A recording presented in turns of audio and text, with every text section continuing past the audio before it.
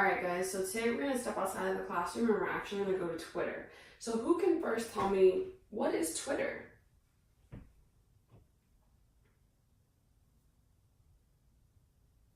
Okay, so Twitter is a place where people pretty much post their thoughts. What are the stipulations on Twitter? Okay, so yes, Twitter allows you to post your thoughts and it has to be in less than 140 characters, or at least it used to be 140 characters. So let's stick with that. Let's just pretend that you only have 140 characters to post your thought. If you have a really long thought, do you just shorten every word or do you send multiple messages? Probably multiple messages. And the problem with Twitter is that people send off such rapid fire text or messages via text on the internet that they end up making a lot of mistakes. And a lot of their mistakes are grammar mistakes, sometimes spelling, but if your spelling is incorrect, that can still be a form of a grammatical error. Take this tweet, for example. Some video games, some old movies, that was a long bus ride, but we here. Hashtag sleep. Hashtag. So, what's wrong with this? Some video games, some old movies, that was a long bus ride, but we hear hashtag sleep. Yes. Exactly. But we hear. Is that standard edited English? It's not.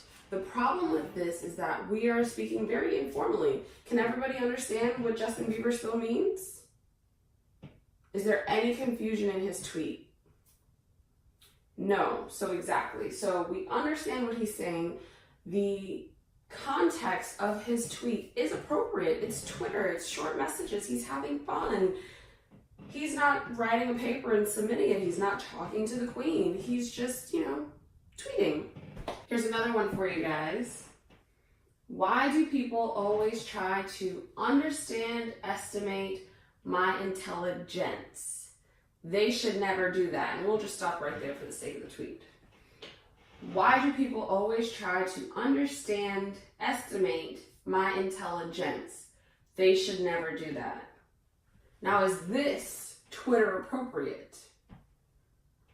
It's not. Why isn't it? So let's see. Let's go back and see what she says. Why is it that people always try to understand, estimate my intelligence? First mistake that we see here. Yes, she misspelled intelligence, and what she meant to say was intelligence. This is the correct way to spell it. And for these two words here, why do people always try to understand, estimate? I think she's missing a conjunction there. Why do people always try to understand or estimate my intelligence? They should never do that. Now, is this appropriate? Is this a tweet that she would now be embarrassed by? It's not. It's much better. It reads, even though it's for Twitter and it's informal, it was so incorrect before that we didn't understand what she was saying. And now the tweet makes sense. So yes, we can go ahead and hit tweet on that one. Okay, so last one, guys, that we're going to do together. China steals United States Navy research drone in international waters, rips it out of water, and takes it to China in unprecedented act. What's wrong with this sentence? And this one's a little more difficult, so I really want you to dig deep into the vocabulary that we've been studying. What is an unprecedented act? Anybody? What he means to say is unprecedented act. And he later retracted this tweet and corrected it. But the problem is, once you put something on the internet, it's out there for life. It really is. And so now we have a corrected tweet. It makes sense. Though it's an informal setting, the topic is formal. And so now it all matches, it's appropriate. The most important part of grammar is that the setting. If you're speaking with friends, it's okay to be informal. If you're tweeting, if you're texting, but if you're turning in a paper, if you're writing an article for a newspaper, it has to be in the standard edited English. And for Twitter, it goes back and forth. The rules can bend a little bit, but not completely. So now, guys, at your desk, you each have a tweet in your groups, and I want you guys to really look at that tweet, break it down, figure out what they're saying, translate it into the standard edited English, and then tell me if it needs to be translated. Is this a tweet that's appropriate for Twitter in any context, whether it's formal or informal, because Twitter is kind of informal. So is this appropriate for the topic or the setting? If it's not, I want you to correct it. If it is, I want you to tell me why it's appropriate. And you have 5 minutes to do that within your groups quietly.